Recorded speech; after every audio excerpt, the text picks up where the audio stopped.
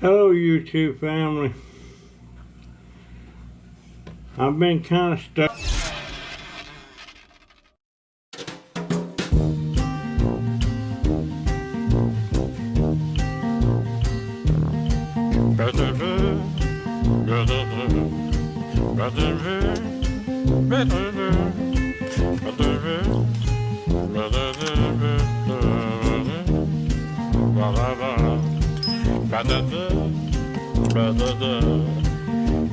Stuck in the mud, of course. It's been that way for a while now. I want to talk about something. In 1986, November 14th, 1986, my son, I called him Bud. His name was the same as mine. He was Russell M. Pearson III. No. Yeah, I was second. He was the third. He was 14.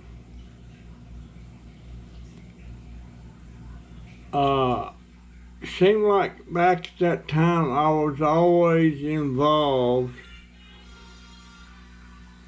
with work, my business, and I didn't make time to spend with him, to do what a lot of fathers should be doing.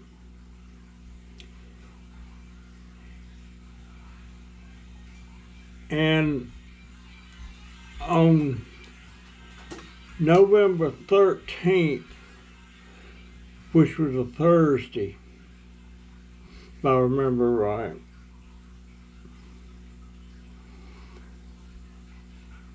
a deputy sheriff pulled up in our yard about 4 or 5 o'clock in the evening. Wanted to talk to me about some kind of trouble Bud had got into. I didn't know it, but there's a huge amount of property across the road from us, and him and this boy, Mike Wade, had been going on that property. It was totally fenced in, and they had automatic deer feeders all over the place. And him and this boy went in there often and was playing with the deer feeder. This was a huge property. And they were messing with the deer feeders. Well, they caught wind that they was the one, him and this other boy was going there doing that. And they come in there that afternoon and wanted to talk to me and my son about that. My son was really upset about it.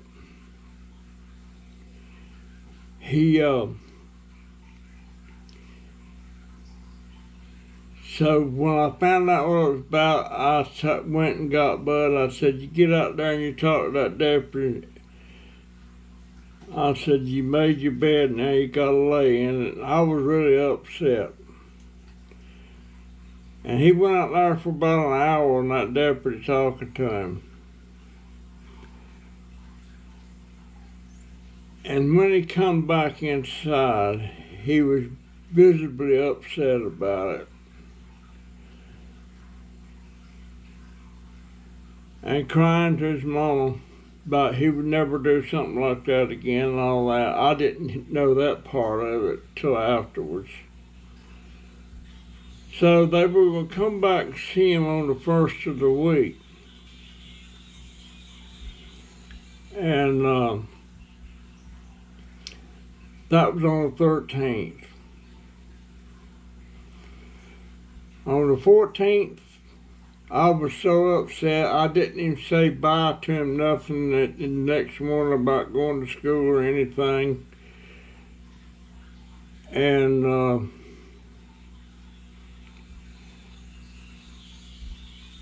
my daughter had gotten into some trouble too. And she'd been going to this, I don't know what you call him, but she had an appointment once week going and talk to him. She wasn't in serious trouble, but we thought she needed some guidance, and she'd been going to that, and the appointment was like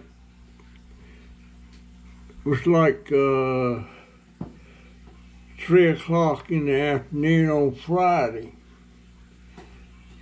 And I told Bud, since you want to be acting up too, you need to be going talking to this counselor too. So tomorrow you're going to the same appointment with Jennifer.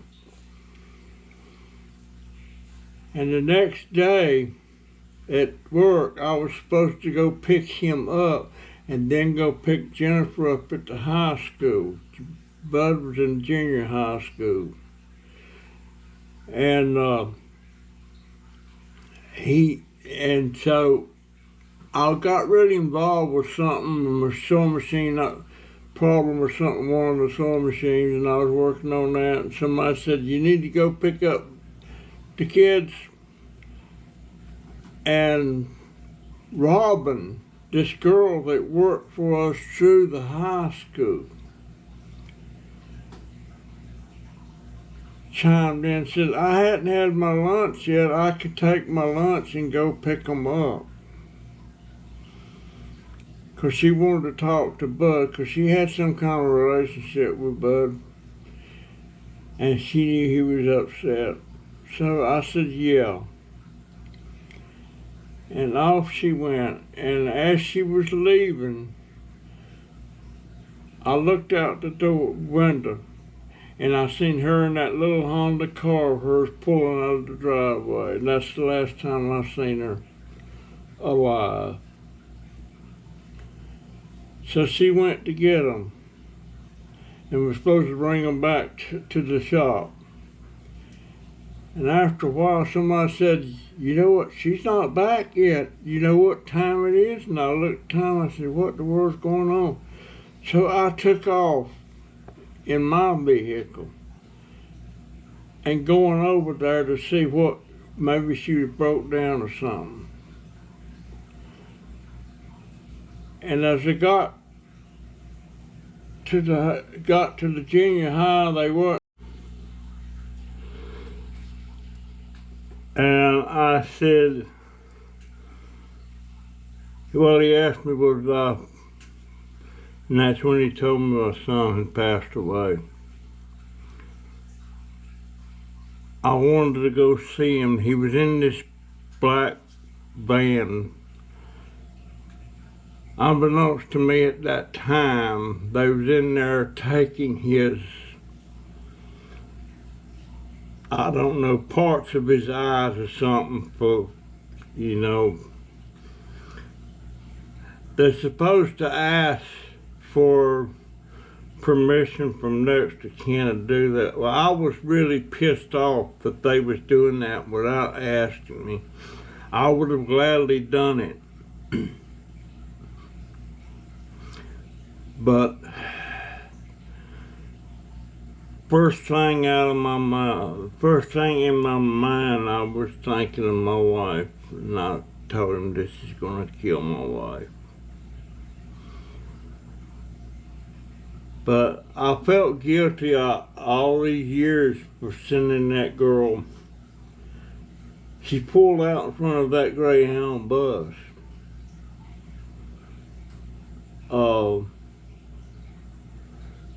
There was no signal lights there at that time. That was a real busy intersection, a lot of school buses crossing. Yeah,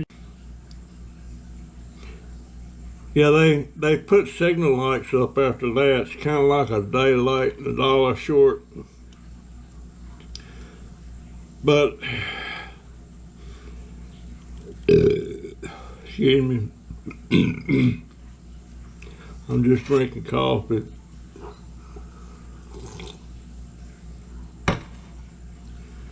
But That was a terrible night.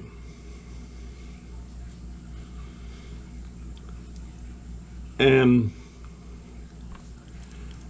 you know, even that night, that very night, there was a football game at school. They made an announcement about it. Because the girl was killed, my son was killed. She was a senior at the high school. But my daughter, Jennifer, was 15 at the time, not quite 16. And she went to the football game. That bothered me pretty much at the time. It don't now, because everybody has their own way of dealing with stuff like that. But later on, when we weren't done being a parent yet, me and my wife, it was a big void. And in 1990, she come home from college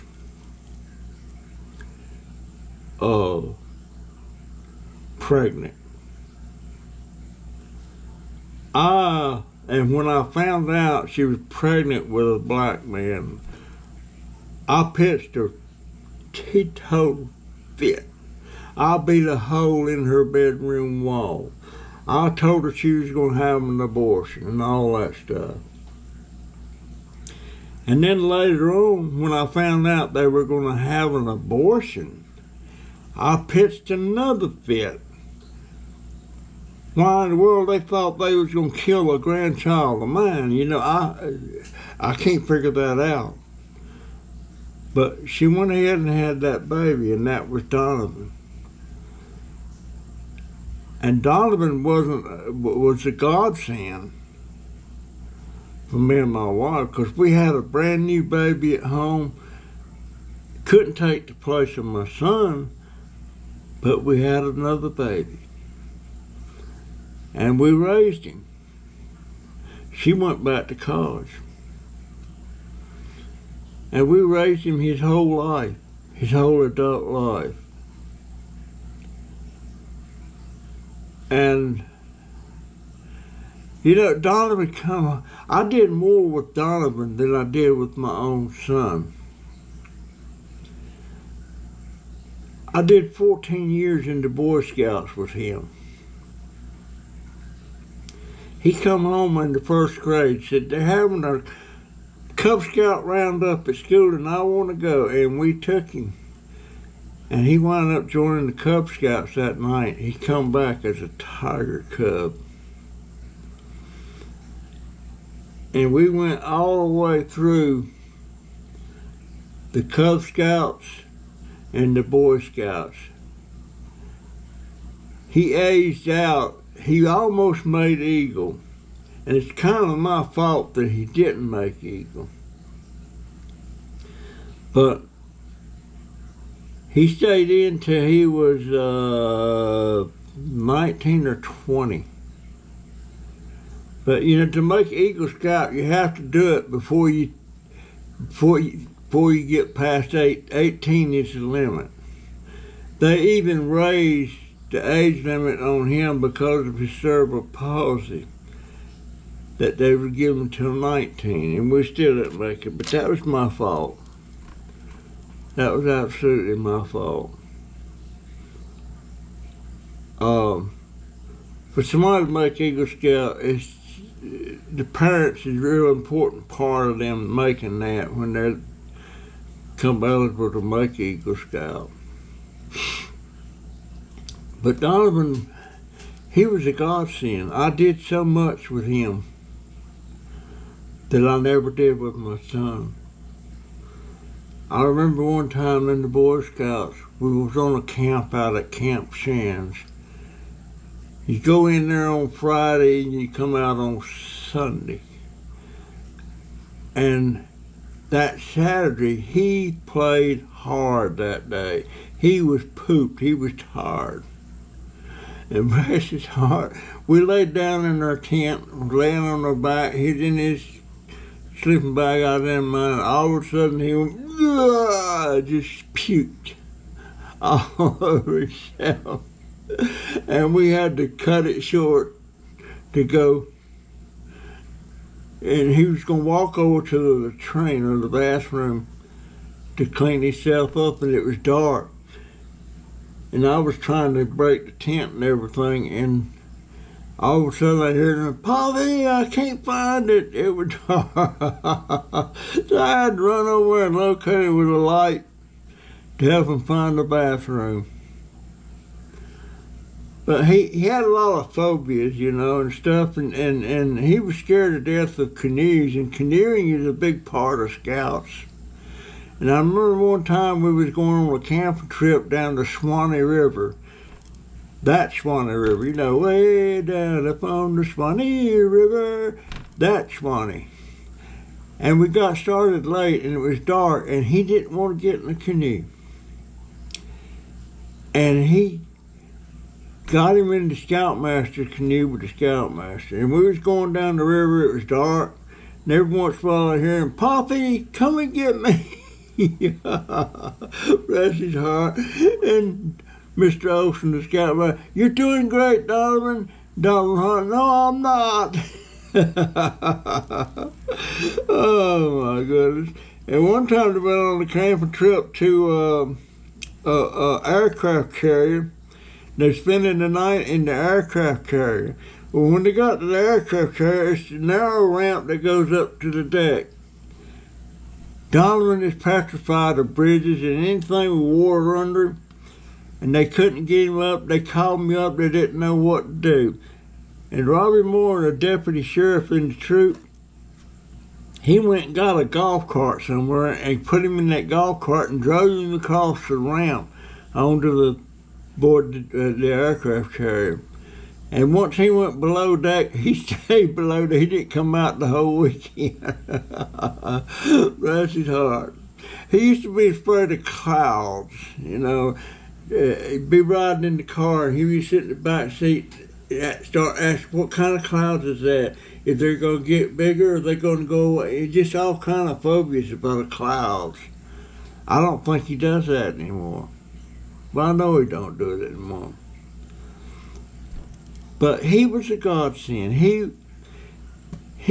I'm the only dad he ever knew. Not really his dad, I'm his granddad. His granddaddy come to visit one time, or his granddaddy, but his daddy come to visit one time and got mad at him. He said, "Because he don't treat me like a dad." Well, he never seen the man that one time. It takes more to be a dad than just biological. And his dad was a bad egg anyway. He went back up north, committed some crimes, killed somebody, got a death sentence, and was executed. Good riddance. But, yeah, he was a godsend. Absolutely. All my grandchildren are godsends. I love them so much. But it just, I don't know what point I'm trying to make.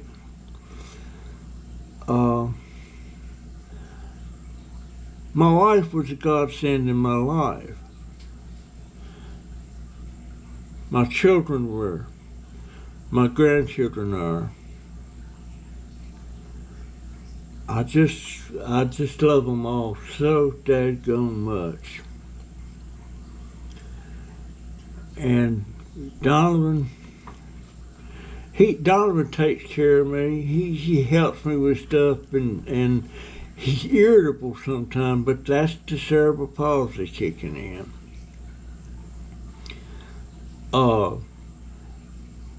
Now I've sort of got a sneaking idea that Jade's got problems. We think he's problem in that autistic syndrome thing. Just some of the stuff he does.